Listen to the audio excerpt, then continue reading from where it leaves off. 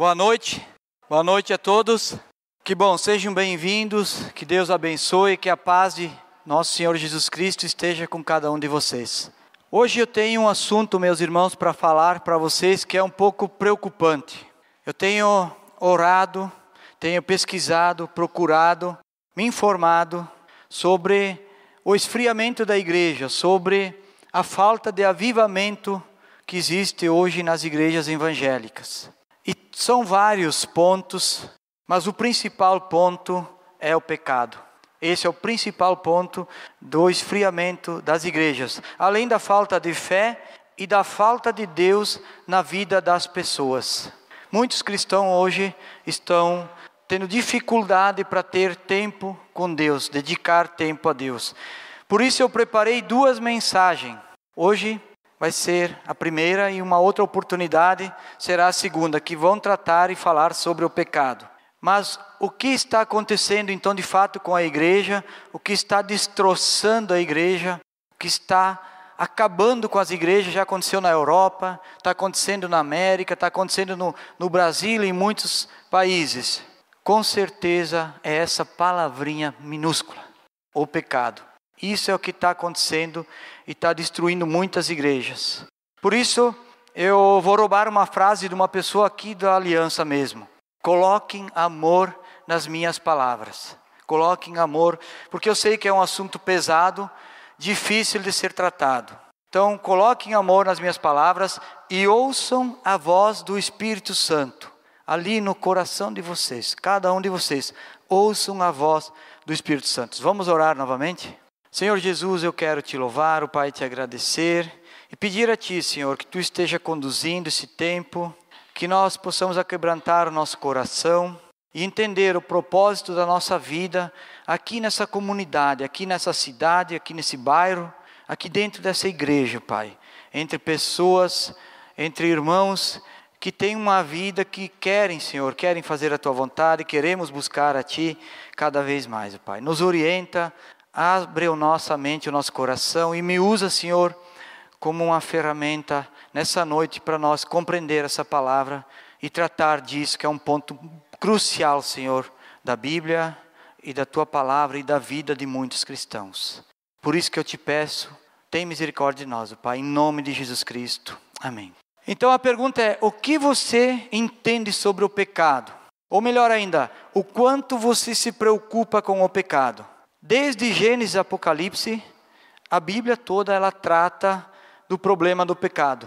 Os maiores acontecimentos com a humanidade, com a natureza, foram em função do pecado. Eu vou dar uma refrescada na memória de vocês. Lúcifer e seus anjos caíram por causa do pecado, os seus demônios. O homem caiu por causa do pecado.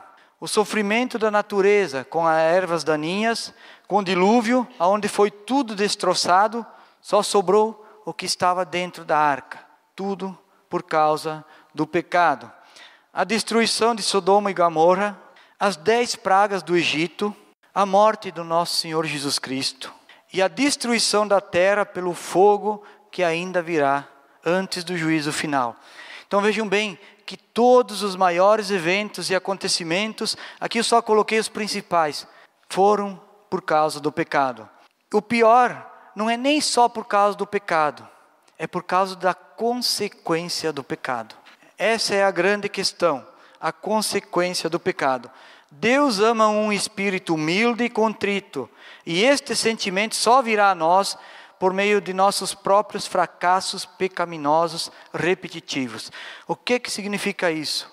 Nós só vamos aprender a ser humildes, a reconhecer o pecado quando nós tivermos um espírito humilde e contrito a Deus, porque senão nós vamos sofrer com os nossos fracassos pecaminosos. E vai ser repetidas vezes. É interessante ler o Salmo 51, à luz do pecado de Davi com Batseba. O arrependimento e a humildade de Davi é expressada claramente quando ele confessa o seu pecado e pede perdão a Deus. E pede a Deus que lhe dê o que ele não pode conseguir por si mesmo. Ele diz, cria em mim, ó Deus, um coração puro e renova dentro de mim um espírito inabalável. Restaura em mim a alegria da tua salvação e sustenta-me com um espírito pronto a obedecer. Isso está lá em Salmo 51, 10 a 12.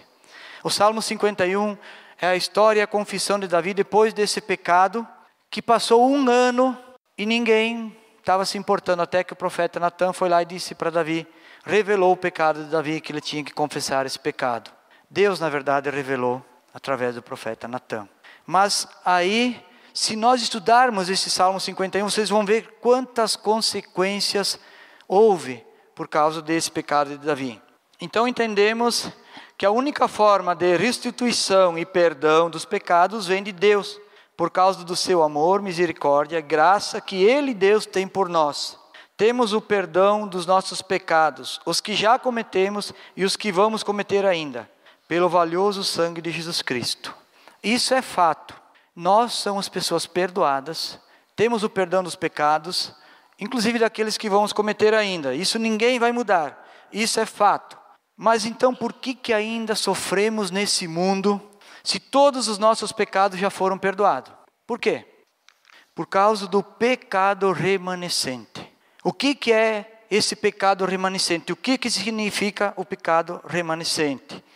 É o pecado que não foi retirado do mundo, ok? Nós temos a vida garantida, a eternidade garantida, os pecados perdoados, mas aqui na terra o pecado continua. Ainda há as consequências do pecado. Não foi retirado o pecado do mundo. Por que isso? Vocês bem sabem que a Bíblia diz que nós vivemos no mundo caído debaixo do poder do príncipe da potestade do ar. Efésios 2:2. Quem domina esse mundo? O príncipe da potestade do ar, Satanás, o próprio diabo. Então nós estamos debaixo do poder dele. Então o problema não é com esta vida. Aliás, não é com a próxima vida, o problema é com esta vida. É com a consequência do pecado desta vida aqui. Eu tenho alguns exemplos para ilustrar isso. Uma mulher grávida, não convertida, quando ela vai dar à luz a um bebê, ela sofre as dores do parto. Vamos supor que depois de 5 ou 6 anos, a mesma mulher grávida, ela aceite a Cristo e ela foi perdoada plenamente dos seus pecados. E vai ter outro filho, ela vai dar à luz. Ela ainda vai sentir as dores do parto. Ou seja, o pecado de Eva permanece até hoje, as dores do parto. Não vai mudar, que é o pecado que ficou no mundo. Um homem cristão trabalha, se esforça, sua camisa para ter o seu sustento. O homem não cristão também. Não faz diferença, porque os dois estão debaixo do mesmo sol, da mesma condenação do pecado. Um irmão cristão, uma pessoa de Deus, sofre um assalto, às vezes até com violência. Só que esse homem de Deus talvez não tenha cometido esse pecado ou algum tipo de pecado, mas ele sofreu por causa da consequência do pecado do outro. Sofreu um assalto por causa da delinquência do outro. Uma filha que sofre abusos sexuais do próprio pai ou padrasto, uma criança vítima de pedofilia, todos sofrem por causa do pecado remanescente de outras pessoas. Quantas crianças e adultos hoje passam fomes, necessidade, por causa da corrupção, do desvio de dinheiro, de pessoas ambiciosas que não têm compaixão alguma. Dão o dinheiro para as pessoas erradas, fazem coisas erradas, mas quem sofre as consequências? Aqueles que precisam, aqueles que estão passando necessidade. Quantos morem ou ficam com sequelas em hospitais, postos de atendimento, porque o dinheiro que seria para comprar equipamentos, melhorar estruturas, contratar mais profissionais, não chegou. Foi para outros lugares. De novo, alguém está passando e sofrendo por causa do pecado de outras pessoas. O último exemplo, idosos abandonados, maltratados, filhos que não dão a mínima para seus pais, nem os visitam, não têm amor nenhum pelos seus idosos. Tudo fruto do pecado remanescente. Então há várias consequências do pecado aqui na terra. Sempre que uma pessoa peca, ela está prejudicando alguém, a si mesma. Ela está prejudicando outra pessoa e a si mesma no fim das contas. Então o pecado nunca dá um bom resultado. Estas são as consequências dos muitos pecados que existem no mundo hoje e nas outras pessoas. Mas eu pergunto, e eu? E o meu pecado? Como é que é o meu pecado? Ali em Salmo 51, abrem comigo lá, Salmo 51, 5. Talvez você pense, sim, mas eu não sou um pecador. Olha o que diz aqui o Salmo 51, versículo 5. Sei que sou pecador desde que nasci. Sim, desde que me concebeu minha mãe. Então nós nascemos pecadores. Não tem como nós não sermos pecadores. Todos somos pecadores. Davi escreveu esse salmo, mas foi Deus que o revelou. Deus que pediu para que escrevesse. Então, bem, nós precisamos entender que o pecado sempre vai existir na nossa vida. Sempre está conosco, em todos os momentos. E o Salmo 51:4 tem outros versículos que falam desse tema, que diz assim, eu vou ler aqui para vocês. O versículo 4. Contra ti, só contra ti pequei, e fiz o que reprovas, de modos que justa é a tua sentença, e tens razão em condenar-me. Davi, quando entendeu o seu grande pecado e as consequências, inclusive de matar Urias, o marido de Batseba, ele diz assim para Deus, sei que só contra ti eu pequei, perdoa o meu pecado. Ele se arrependeu. Então o nosso pecado primeiramente sempre é contra Deus. Primeiramente sempre contra Deus. Depois pode ser contra um irmão, contra um cônjuge, contra alguém, mas sempre primeiramente é contra Deus. Mas as consequências do pecado sobram para mim mesmo. As consequências dos meus pecados até o final da minha vida, ou seja, nem que seja no juízo final, eu vou prestar conta. Sim, eu tenho os pecados perdoados. Mas a Bíblia também diz que todos nós vamos prestar conta diante do tribunal de Deus. E as nossas obras vão ser reveladas. Todas elas. Então deixe-me ilustrar novamente com alguns exemplos aqui. Aonde nós pecamos? Quais os lugares, as áreas que nós pecamos? Nós, sem a culpa dos outros. Não é mais o outro que está pecando, agora sou eu que estou pecando. Então dentro do meu próprio casamento, os cupins do dia a dia, muitos casados separados, aquele casamento que parece que é um casamento, mas não é. Um egoísmo, a falta de sensibilidade. Casais que vivem completamente nos aparelhos. Mas não é nos aparelhos dos hospitais, é nos aparelhos de internet. Hoje os casais estão vivendo nos aparelhos de internet, no celular, no notebook, na televisão, no Instagram, no Face. E também estão vivendo, de certa forma, nos aparelhos, porque o casamento está a ponto de ser terminado. Está a ponto de ser destruído. Muitos casais estão enfrentando situações. Nós, as pessoas que vivem hoje na família, dentro da família, estão tendo uma dificuldade enorme de relacionamento. De conversar, de ter um coração aberto, de colocar uma situação. Eu estava percebendo e falando como a nossa cultura aqui da Serra, da nossa região, do gringo, como se diz, ela atrapalha muito esse relacionamento. É difícil, né? É aquela intolerância, aquela gritaria, aquela espalafatório, né? Deixa a gente meio atordoado. Essa é uma cultura que nós herdamos e que isso machuca muito as pessoas. A maneira de nós falar, de nós expressar, machuca muito as pessoas. Então, hoje também tem um problema muito grande no casamento, que é o hedonismo. Sabe o que significa isso? É cada um buscando o seu próprio prazer. Eu vou viver para o meu prazer. Então, cada um busca os seus propósitos, as suas tarefas, as suas atividades, e cada um faz o que gosta. Isso é o hedonismo que está tomando conta. Em outra área também que há muita dificuldade, desentendimento entre pais e filhos, mentira, falta de limites, maus exemplos. Isso está gerando filhos rebeldes e famílias desarticuladas. O que tem disso hoje, vocês não fazem ideia, de famílias desarticuladas, onde pais não se entendem e filhos não se entendem. É muito preocupante isso. Crise no trabalho. Então, o trabalho hoje é somente por dinheiro, na grande maioria é só por dinheiro. É sem amor e não é para Deus. A Bíblia diz, trabalhe como se fosse para o Senhor, não para homens. E aí eu digo assim, eu ando muito nas empresas.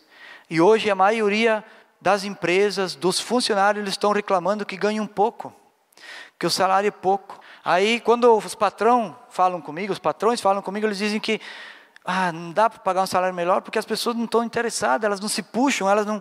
Então mais ou menos está assim, eu finjo que pago e tu finge que trabalha. Quer dizer, não está tendo um comprometimento, um amor verdadeiro por um trabalho de qualidade, com excelência. Intrigas com parentes e familiares, a falta de perdão, a intolerância, fofocas e zombaria. Eu quero que vocês abram a Bíblia comigo agora em Provérbios, capítulo 21. Provérbios 21, 23 e 24. Aí diz assim: quem é cuidadoso no que fala evita muito sofrimento. O vaidoso e arrogante chama-se zombador, e ele age com extremo orgulho. Vocês sabem o que é o bullying de hoje? É isso aí, ó. É o zombador. Hoje existe muito isso, em todos os lugares, mas nas famílias tem muito problema disso. As pessoas que não se respeitam, que têm orgulho, que fazem mal uma para as outras e até zombam uma das outras.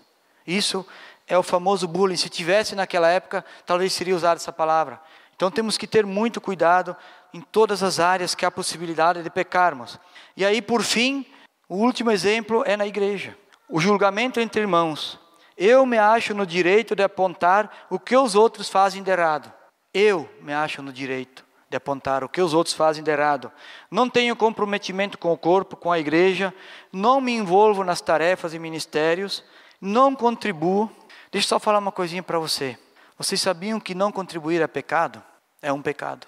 A gente estuda e sempre relembra aquele versículo de 2 Coríntios 9:7, que diz assim: cada um dê de acordo com o que estiver em seu coração, não com pesar, mas com alegria.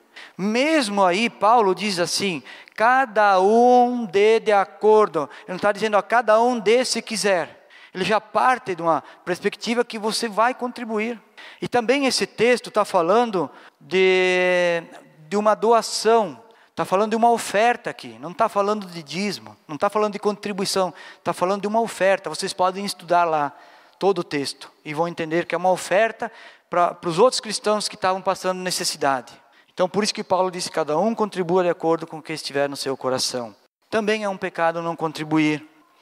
Então, eu não faço a minha parte muitas vezes, mas eu critico aqueles que fazem.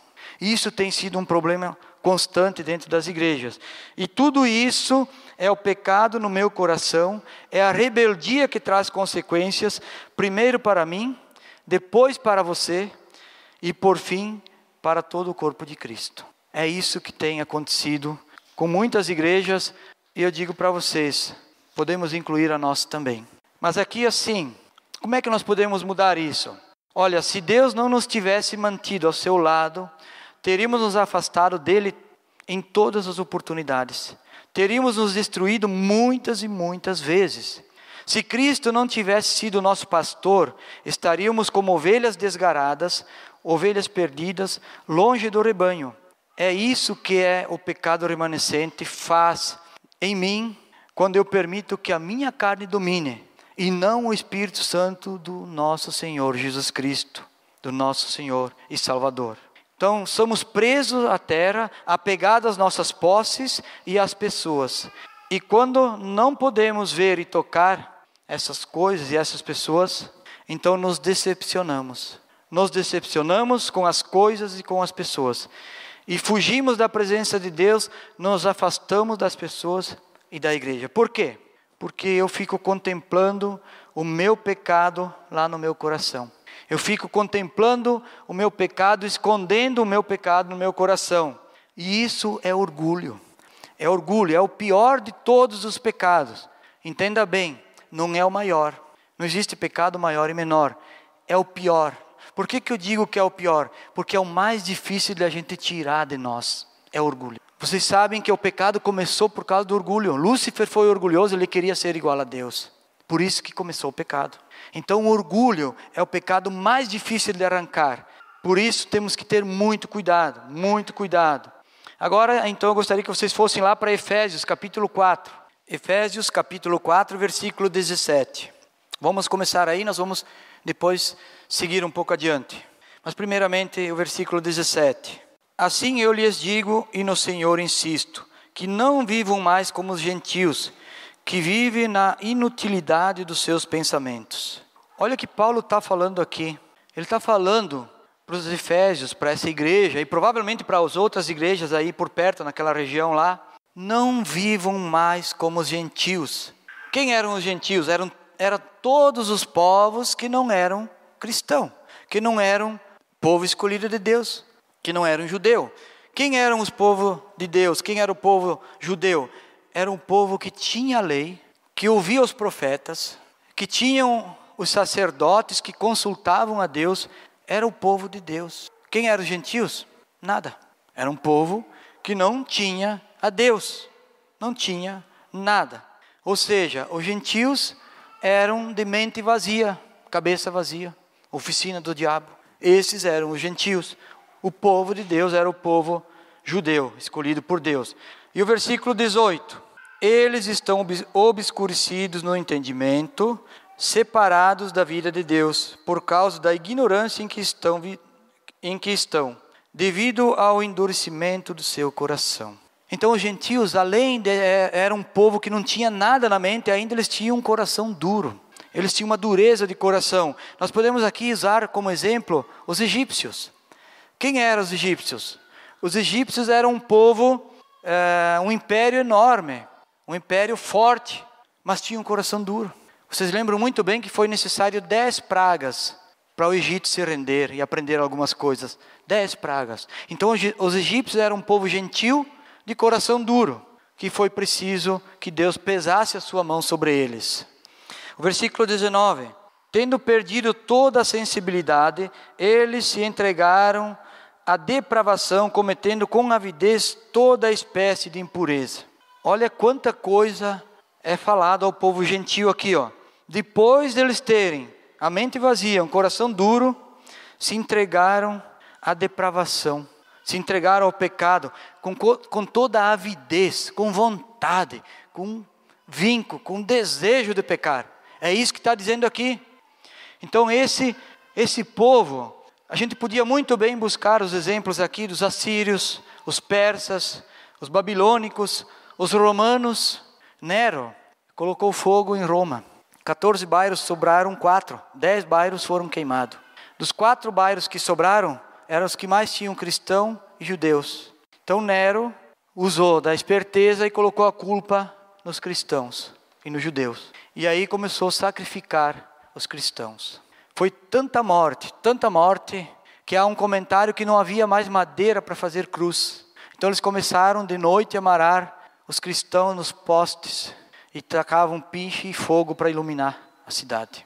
Isso eram os bárbaros. Os bárbaros que sempre existiu. Depois veio Hitler. Se nós fôssemos olhar hoje, tem os muçulmanos, os islâmicos e tantos outros que perseguem os cristãos. Então, esses eram considerados povos gentios. Todos eles, povos que não pertencem a Deus. Povos gentios. Agora vamos pular para o versículo 20. Todavia não foi isso que vocês aprenderam de Cristo. De fato, vocês ouviram falar dele, e neles foram ensinados de acordo com a verdade que está em Jesus. Quanto à antiga maneira de viver, vocês foram ensinados a despir-se do velho homem, que se corrompem por desejos enganosos, a serem renovados de modo de pensar, a revestir-se do novo homem, criado para ser semelhante a Deus, ou semelhante a Cristo, em justiça, em santidade, provenientes da verdade. Aqui Paulo, parece até que esse texto que Paulo está usando não é para os cristãos, né? Parece até que Paulo está falando realmente daqueles povos, daqueles bárbaros. Mas não, Paulo está escrevendo isso aqui para a igreja de Éfeso. Está falando para os cristãos e hoje está falando para nós. Para nós, não vivam mais como gentios. Porque, todavia, vocês foram ensinados e aprenderam de Cristo. Ele não está dizendo, olha, vocês que não conhecem a Deus, vocês que não são povo de Deus, não. Ele está falando de cristãos, de pessoas de Deus. É isso que é pesado, é isso que é grave. Então Paulo está dizendo aqui, arrependei-vos, volte-se para Deus. Não sejam mais como gentios, um povo inútil. É isso que Paulo está falando. Voltem-se para Deus, ouçam o Espírito Santo. Deixe-me dar uma ilustração para vocês aí, mais uma. Um inglês alcoólatra, já com 8 anos de idade, começou a beber e foi aumentando as doses de álcool conforme a necessidade do seu corpo. O cérebro cada vez exigia mais, por isso ele passou a usar drogas juntamente com álcool. Aos 18 anos, ele foi diagnosticado com cirrose hepática e sua única chance seria um transplante de fígado. Então ele entrou numa fila de espera, aguardando por um doador compatível. Aos 22 anos, ele tinha 18, aos 22, 4 anos depois, quase já morrendo, ele recebeu um fígado novo de um jovem que morreu em um acidente de carro. Depois de 8 meses, esse jovem já estava recuperado, tendo uma vida normal, com suas atividades e práticas. Mas o seu cérebro, que não foi substituído, foi só o fígado que foi substituído, começou a pedir o álcool novamente. E em seguida as drogas. O resultado é que aos 26 anos de idade ele morreu, apenas 4 anos depois de receber um fígado novo. Se você conhecesse uma pessoa assim, se fosse o seu filho que tivesse sofrido um acidente, você doaria um órgão para uma pessoa assim? Muitas pessoas têm uma segunda chance e não dão nenhum valor, não aproveitam a nova vida. É isso que Paulo está falando aqui no versículo 20 ao 24. Arrependam-se, voltem para Cristo, não vivam mais como os gentios, sejam despidos do velho homem, vistam-se do novo homem. Vocês ouviram de Cristo. É isso que Paulo está dizendo. É como esse jovem que teve uma nova chance de vida e não soube aproveitá-la, desperdiçou. E na sequência, Paulo adiciona uma lista de pecados remanescentes que devemos abandonar. Acompanhe na sua Bíblia a partir do versículo 25. Paulo diz assim: portanto, cada um de vocês deve abandonar a mentira e falar a verdade ao seu próximo, pois todos somos membros do mesmo corpo. Então, abandonar a mentira. O que está acontecendo no mundo hoje? Com muita gente, inclusive com os cristãos. A enganação, aquela ideia de levar vantagem em tudo. Então, é isso que Paulo está dizendo: abandonem a mentira. No versículo 28, o que furtava não furte mais. Antes trabalhe fazendo algo útil com as suas mãos, para que tenha com quem repartir, quem estiver em necessidade. Então, quem não trabalha, não tem nada para com quem repartir. E aí eu volto lá ao que eu falei antes do trabalho. Aquela falta de amor pelo trabalho, aquela mão de obra pobre, miserável, que não vê a hora que apita às 5 da tarde ou às 5h15 para ir para casa. Ou que pensa no domingo: amanhã é segunda-feira de novo, tem que trabalhar toda semana, que dificuldade. Então, trabalhe com honra, não seja uma pessoa que reclama do seu trabalho. Você não seja aquela pessoa que contamina os outros. Porque o que eu sinto muito sobre isso dentro das empresas é que quando uma pessoa está descontente, ela contamina vários. Ela começa a contaminar toda a equipe. Então pense diferente, seja uma pessoa que possa fazer a coisa certa. 29. Nenhuma palavra torpe saia da boca de vocês, mas apenas a que for útil para edificar aos outros, conforme a necessidade, para que conceda graça aos que ouvem. O que é palavra torpe? Palavra torpe são palavrões, palavras que não edificam, palavras que machucam, que maltratam, que nunca deveria sair da nossa boca. Sabe, quando chegar o dia do juízo final, nós vamos prestar conta. Embora os nossos pecados estejam perdoados, nós vamos prestar conta das nossas palavras, das nossas obras, dos nossos atos. Nós vamos prestar conta dos nossos pensamentos, inclusive. Então, cuidem com o que você fala, com o que você joga para fora. Eu tenho que ter esse cuidado, eu tenho essa dificuldade. Que nem eu falei antes, aquela cultura de não pensar antes de falar. Versículo 30. Não entristeçam o Espírito Santo. O que nós entendemos? Não entristeçais o Espírito Santo. É quando o Espírito Santo fala para mim, ele fala: tu pecou, tu errou, tu está agindo errado, tu está prejudicando as pessoas, tu não está tendo uma vida que agrada a Deus, e eu não dou bola. Eu digo: que nada, deixa para lá, ninguém está sabendo, fica na tua, deixa que eu cuido aqui, meu coração aqui, eu cuido. Isso é entristecer o Espírito Santo. É não dar bola para aquilo que Ele nos fala, que Ele revela para nós. O 31. Livrem-se de toda amargura, indignação e ira, gritaria e calúnia, bem como de toda maldade. Livrem-se de toda amargura. Estamos vivendo tempos de pessoas amargas, revoltadas, no trânsito, no futebol, na televisão, no rádio, em qualquer lugar. Ninguém mais tolera nada, ninguém mais aceita nada. Estamos vivendo tempo de amargura, de ira, de gritaria, de calúnia, de maldade. Temos que abandonar esses pecados. É o que Paulo diz para nós aqui. E agora eu quero voltar com vocês para o versículo 26 e 27, que eu pulei antes, tá? Por que eu pulei antes? Porque eu quero falar especificamente de agora. Aí diz o seguinte: quando vocês ficarem irados, não pequem. Apaziguem a sua ira antes que o sol se ponha, e não deem lugar ao diabo.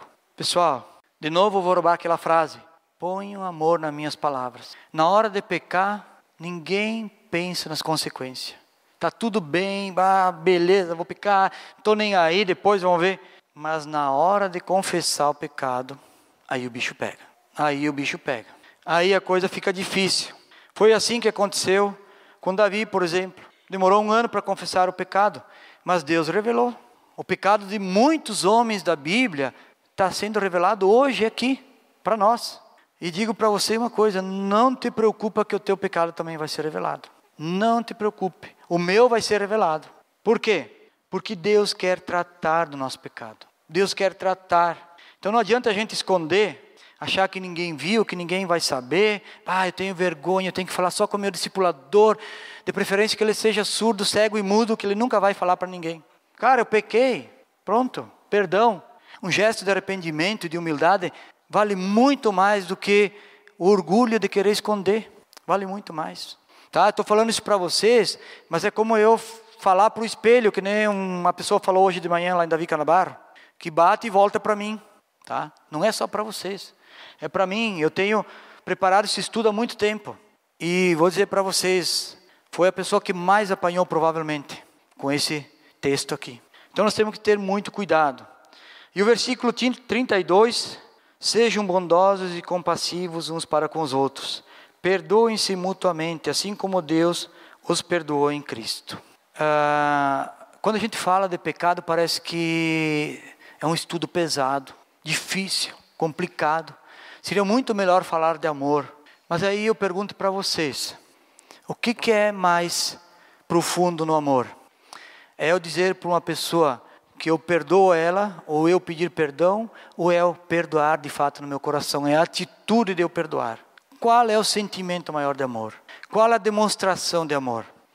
Então o verdadeiro amor de Jesus Cristo em nós está no pedir perdão, reconhecer o nosso pecado e também perdoar. É disso que Paulo está falando. E é disso que Jesus falou. É por isso que Jesus morreu na cruz.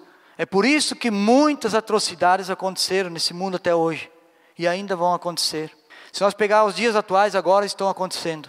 Em alguns países tem coisas graves acontecendo. Então nós precisamos, sempre que possível, entregar o nosso coração, reconhecer o nosso pecado, não ter vergonha de pedir perdão.